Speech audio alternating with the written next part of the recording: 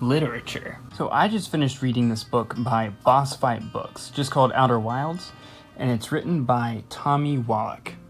And I want to tell you about it because it's actually really interesting. I had never heard of Boss Fight Books prior to this book. It's a company that started publishing in 2013, and they just make books about video games. And what's fun about them is they're written by different authors, so each book is going to have different perspectives and things on the different games. This one is by Tommy Wallach. He's written some things, some books, he's made some board games, and he is also a escape room artist, which I didn't know was an occupation, but he makes escape rooms. I do also want to make it clear I'm not sponsored by Boss Fight Books or anything, although I wish I was.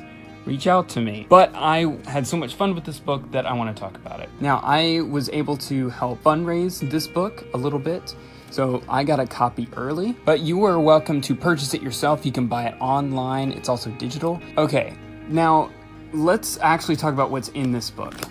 When I picked it up, I was hoping it would answer a big question I have about Outer Wilds, which is, how do you describe the game? Like, you can say, oh, it's about exploring space, oh, it's about a grand mystery, but that doesn't really do it justice. And so I was hoping that reading a book like this would really help me understand what makes the game so unique and give me a better way to describe it. The first thing that it mentions is that good art compels people to want to write and talk about it.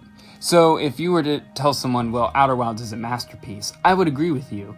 But how do you justify that? Well, that's what the book is about.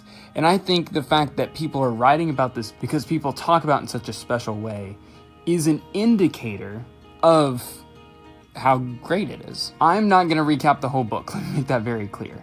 But I want to point out one of the main things this book highlights about Outer Wilds, which is theme and tone. Those are two things that are super important that most video games are not taking into consideration, or it's not a priority. You see, Outer Wilds has theme and tone, and just to give you some examples, fire and light are a tone. For example, you have the campfires that are shown throughout the game, and those are very heartwarming. They're a sense of home, like your safe base, things like that.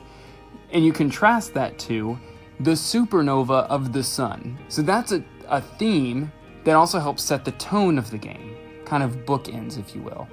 Another theme is goodbyes. Not only is it the end of the universe, but it starts the game with a conversation with Slate, asking you if you want to say goodbye to everyone at the village.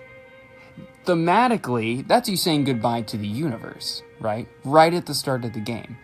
It's a game about goodbyes. It also touches on the DLC as well, and I want to mention that the DLC is built around the idea of concealment. Everything around it is about concealing something or fear. For example, when you are using your artifact, you can conceal it to conceal its light, to hide. The inhabitants of the stranger conceal the eye using the eye signal blocker. The prisoner, after all the stuff that happens, is concealed in his vault. So it's all about hiding from the truth, in opposed to the Nomai in the base game that are trying to find the truth. I think that helps illustrate how important the DLC is to the story. Echoes of the Eye is a contrast to the main story to show you sort of the same story, but from the darker side. The Nomai are hopeful. They use science and experimentation to get closer and closer to the answer. And while they have a lot of failures, there's hope in that. There's an idea in that. Whereas the inhabitants of the stranger, once they learn the truth about the eye, they do the opposite. They live in fear. They hide away. They sit in the darkness. That is very impressive to me. And I'm sure I've thought of those things before, but it's laid out even better in this book. Okay, I want to spend a few minutes reading a few parts of the book that I found really, really cool. There's no sort of rhyme or reason for this. It is just, here's some things I found interesting, and I think you'd find them interesting too. On page 58, there's a footnote about the Nomai. It says when they were making the game, I'm paraphrasing, when they're making the game, the Nomai were just called the Ancients. The idea of the Eye of the Universe was first called the Artifact, or the TOTU, shorthand for Thing Older Than the Universe. I don't know if you remember, but one of the first things you learn about the eye is that it is older than the universe. So it's so funny that that was sort of the starting point for that idea, and then the concept of the eye came later. Page 62 has an interesting fact here. Do you want to take a guess at how many words of text are in Outer Wilds? Think about it for a second. How many words of text are in this game? Well, in the interview with Kelsey Beecham, which is Alex Beecham's sister, it says that the game ended up with more than 40,000 words of text. That is a lot. Also, I don't want to be that guy, but on page 88, you misspelled Ryback.